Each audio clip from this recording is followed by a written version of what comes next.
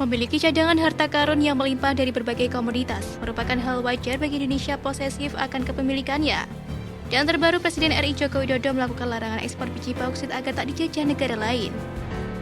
Larangan yang baru akan diresmikan pada Juni 2023 mendatang ini dilakukan setelah sebelumnya sempat melarang ekspor nikel, hingga Uni Eropa menggugat Indonesia ke Organisasi Perdagangan Dunia atau WTO. Namun gugatan Uni Eropa soal nikel ke WTO tak membuat gentar Presiden Jokowi. Hal itu justru membuat Jokowi malah semakin keras melawan dengan akan menyetop keran ekspor bauksit pada Juni 2023.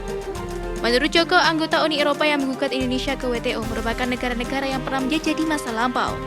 Oleh sebab itu, sikap yang dilakukan Uni Eropa tersebut hampir mirip seperti apa yang dilakukan VOC di masa penjajahan Belanda di Indonesia.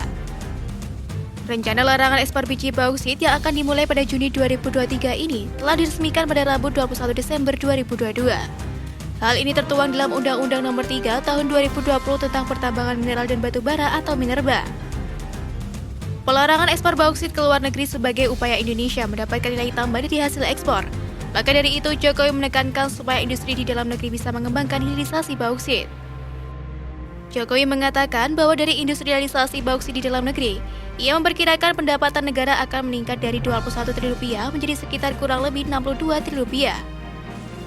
Namun untuk mewujudkan program hilirisasi tentu tidak mudah.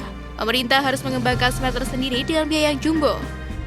Menurut Pelaksana Ketua Harian Ketua Umum Asosiasi Pengusaha Bauksit dan Biji Besi Indonesia atau APB3I Ronald Sulistianto, untuk membangun satu smelter bauksit di Indonesia, setidaknya harus merogoh kocek hingga 1,3 miliar US dollar dan kapasitas mencapai 2 juta ton ore.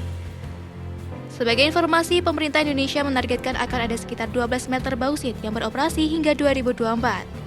Namun, staf khusus Menteri ESDM bidang percepatan tata kelola minerba Irwandi Arif menyatakan bahwa hingga saat ini Indonesia memiliki 4 buah fasilitas pengolahan dan pemurnian atau smelter bauksit menjadi alumina yang sudah beroperasi di Indonesia. Sementara 8 smelter bauksit sedang dalam proses konstruksi untuk mendukung hilirisasi bauksit di dalam negeri.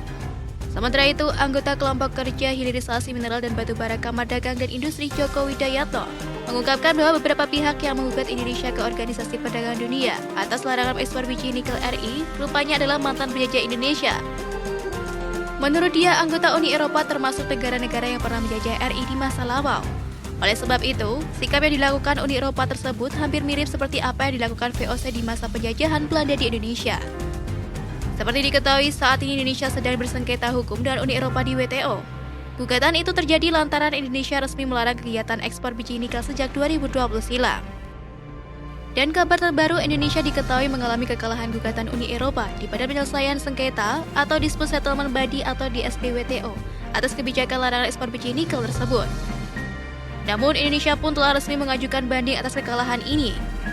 Joko menyebut nikel diketahui bakal menjadi komoditas yang strategis di masa depan. Melalui sumber mineral ini, ekosistem kendaraan listrik berbasis baterai akan terbangun. Jadi Presiden RI Joko Widodo menyebutkan bahwa pihaknya siap jika ada gugatan atas kebijakan pelarangan ekspor ini.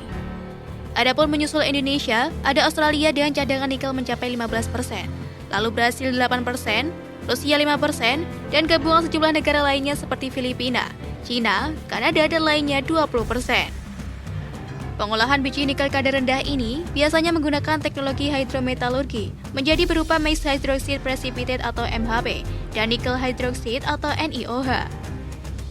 Hitungan tersebut dengan asumsi jumlah biji saprolit sebesar 2,6 miliar ton dan kapasitas kebutuhan biji untuk smelter dalam negeri mencapai 95,5 juta ton per tahun. Tak tanggung-tanggung dari sisi produksi, Indonesia juga menduduki juara pertama. Melansir data US Geological Survey USGS 2021, Indonesia menjadi negara dengan produksi nikel terbesar di dunia. Bahkan USGS memprediksikan bahwa produksi nikel dari Indonesia pada 2021 sukses meningkat hingga 30%, dengan kontribusi terbanyak dari proyek nikel pig iron dan baja tahan karat terintegrasi.